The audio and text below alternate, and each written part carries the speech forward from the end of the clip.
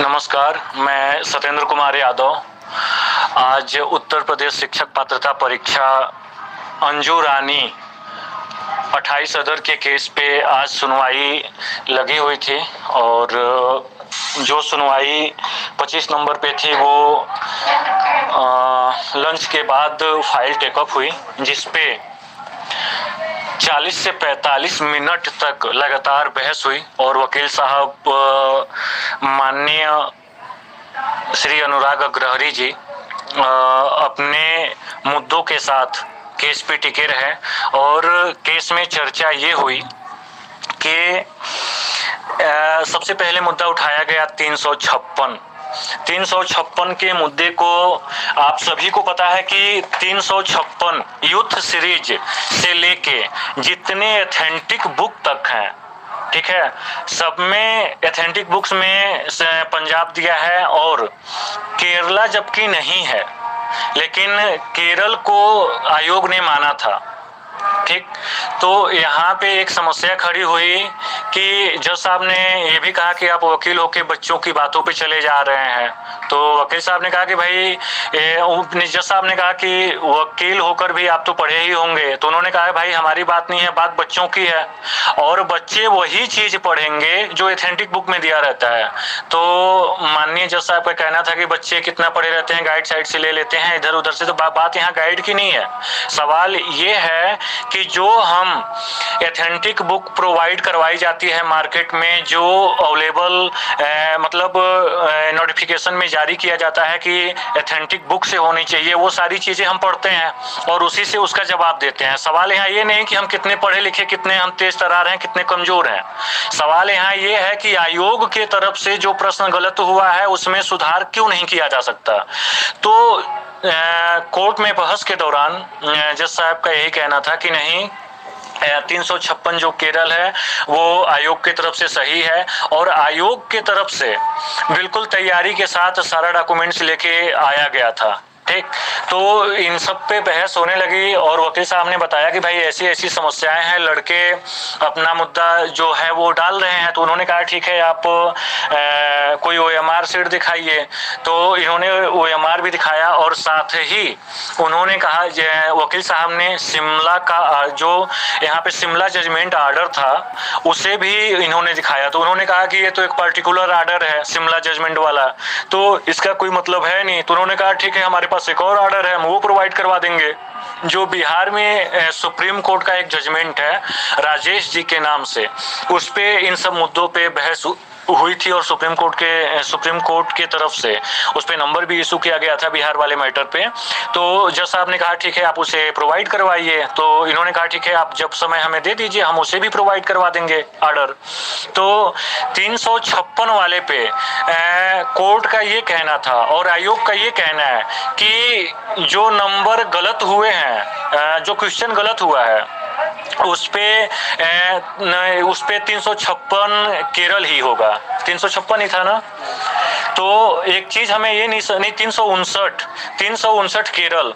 तो एक बात आप लोग ध्यान दीजिएगा, जो पर्यावरण का क्वेश्चन था, अनुच्छेद 356 का प्रथम प्रयोग कब और कहां हुआ, ये सरासर गलत इसमें दिया है। सबको पता है कि पंजाब में हुआ था, लेकिन यहाँ केरल माना गया जबकि केरल नहीं है। और यहाँ पे क्वेश्चन पूरी तरह से गलत है, लेकिन क्या यहाँ पे मतलब किसी भी तरह से मान्य नहीं किया जा रहा है। और माननीय कोर्ट के द्वारा भी जो न्याय का मंदिर है उनके भी तरफ से इशारा PNP के तरफ जा रहा था कि PNP अपनी जगह सही है। तो खैर ठीक है, उस पे बहस हुई और उसके बाद 2 कॉमन नंबर पे बहस हुई। 2 कॉमन नंबर पे भी चर्चाएं हुई। तो उन्होंने कहा कि ठीक है, जो 2 कॉमन नंबर हैं, इस कॉमन नंबर को अगर बाय द वे हम इशू भी कर दे तो आपके कोई केस में कितने लड़के हैं, सिर्फ 29 लड़के हैं। तो ये कहा गया कि नहीं 29 नहीं, इसके और भी तो बहुत सारी पिटीशन पड़ी हुई हैं। तो फिर उस पर चर्चा होने लगी कि कॉमन नंबर में समस्या क्या है। उन्होंने कहा कि कॉमन नंबर तो पहले से मिला है। तो इन्होंने कहा कि हमारे वकील साहब ने बताया कि कॉमन नंबर नहीं मिला है, आयोग ने अपनी गलती को छुपाया है। जैसे एग्जाम होता है तो एक ऑप्शन मारना होता है और एक ऑप्शन की जगह पे आयोग ने गलती होने पे 2 ऑप्शन मान दिए, तो ये कोई तरीका तो है नहीं। जब क्वेश्चन गलत है तो गलत क्वेश्चन पे आप सबको कॉमन करिए, सार्वजनिक करिए। तो इस पे चर्चा हुई, तो उन्होंने कहा ठीक है, अगर हम करेंगे भी तो ये 29 का ही है और जब आप जजमेंट ऑर्डर दिखा देंगे हम आपको कर देंगे। उन्होंने कहा ठीक है। तो जैसे ये क्या कहते हैं, अपने वकील साहब ने जो अपना जजमेंट यहाँ सुप्रीम कोर्ट का जो जजमेंट है उसको लाने का समय भी लिया है और साथ ही अपनी फाइल जो 29 अंजू रानी 28 अदर 29 लोगों की जो फाइल है ये अभी किसी में कनेक्ट नहीं हुई थी मेरे वाले में। तो आज जज साहब ने इसे 1954 केस के साथ कनेक्ट कर दिया और कनेक्ट करके समय दे दिया गया है कि जब फाइनली सुनवाई होगी तो सबकी एक साथ हो जाएगी और जो रिपोर्ट कमेटी पीएनपी आयोग की तरफ से आया हुआ था उसे सीधा वापस कर दिया गया है। और देखिए जज साहब पे कोई उंगली नहीं उठा रहा हूँ, मैं एक छोटी सी बात कहना चाहूंगा कि आप लोग क्या कहते हैं, कोर्ट का ऑर्डर अपलोड करके देख सकते हैं। ठीक, कोर्ट के ऑर्डर में एक जगह एक छोटी सी गलती मुझे दिख रही है।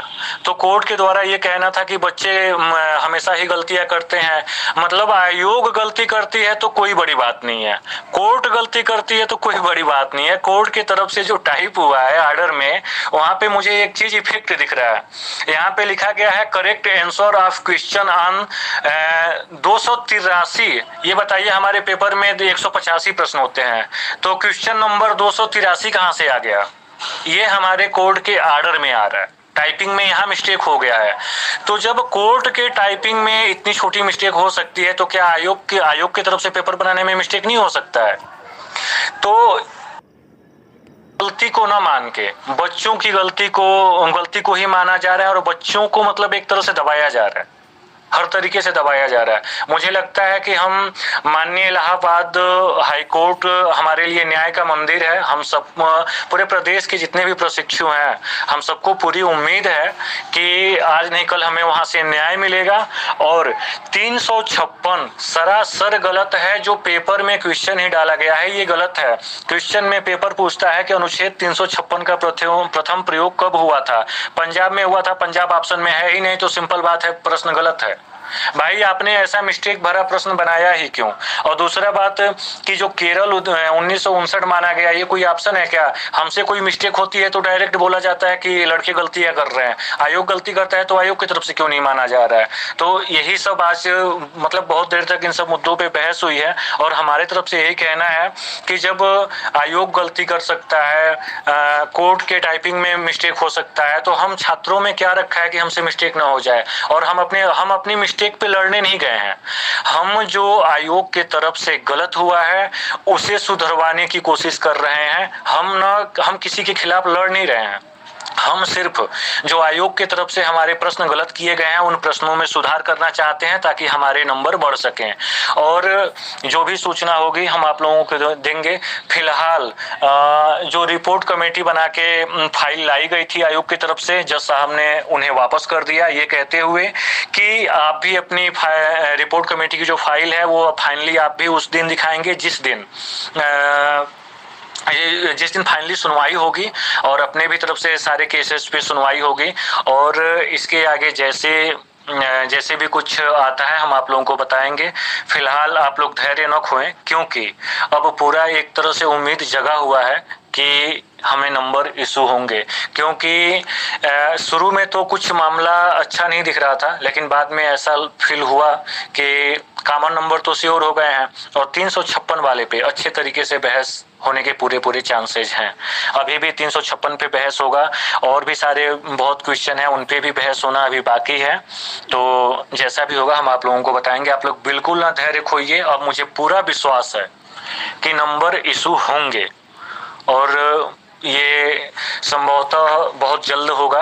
और कोशिश में हम लोग लगे हैं, मंजू पांडे जी वाले फाइल को भी कोशिश में लगे हैं कि जल्द से जल्द डेट मिल जाए जिस पे बहस हो सके, सुनवाई हो सके। और ये अंजू रानी की केस जो कनेक्ट नहीं थी आज तक, वो आज 1954 हमारे केस के साथ कनेक्ट हो गई है। इसके लिए कोर्ट को हम धन्यवाद देते हैं और जैसा भी सूचना होगा हम बताएंगे।